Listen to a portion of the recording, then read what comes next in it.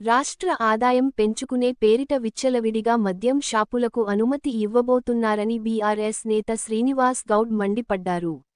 Excise policy తెస్తామని అంటే ఏదో గొప్పగా ఉంటుంది అనుకున్నాం. ఏదైనా మద్య నిషేధం ప్రకటిస్తారేమో అనుకున్నాం. కొత్తగా మైక్రో బ్రూవరీలను తెరుస్తామని పాలసీలో ప్రకటించారు. 1000 గజాల స్థలం ఉంటే చాలు మైక్రో బ్రూవరీలను పెట్టుకోవచ్చట. ఊరుకో కంపెనీ పెట్టి అందరితో బీర్లు తాగించేలా ఉంది మద్యం విధానం అంటూ ఫైర్ అయ్యారు. మీరు కల్తీని ప్రోత్సహించడానికి కల్తీ కలిపేటట్టు చేసి కల్తీ పేరు నిషేధించి టోటల్గా నిషేధించి చీప్ లిక్కర్ కంపెనీ పెట్టాలని చూసినారు. గొడవ చేస్తే ఆగిపోయింది. ఇప్పుడు మైక్రో బ్రేవరీస్కి వచ్చింది.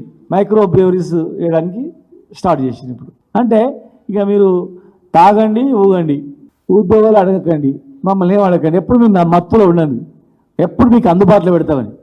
జనరల్గా అందుబాటులో పెట్టొద్దు. ఒకవేళ అందుబాటులో పెట్టకుండా దూరంగా ఉండాలి.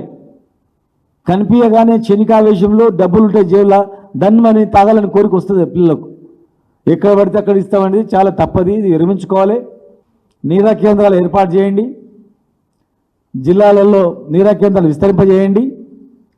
అక్కడ తెలంగాణ ఫుడ్ పెట్టండి, ఫుడ్ స్టాల్స్ పెట్టండి.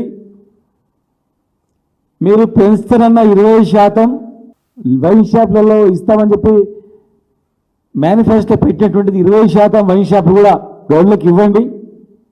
అన్ని కులవృత్తులను ప్రోత్సహించండి. ఈ మైక్రో బ్రేవరీస్ అనేది చాలా దుర్మార్గం. ఇది యూత్ మొత్తం కూడా చెడిపోతుంది. ఇవాళ జిల్లాలకు పోయింది, రేపు మండలాలకు పోతుంది, ఆ తర్వాత గ్రామాలకు పోతుంది. అంతేగా ఊరికో బీర్ కంపెనీ పెట్టుకుంటాడు, ఊరు మొత్తం ఇదే కథ ఉంటుంది. అంతే, వేరే ఏముండదు.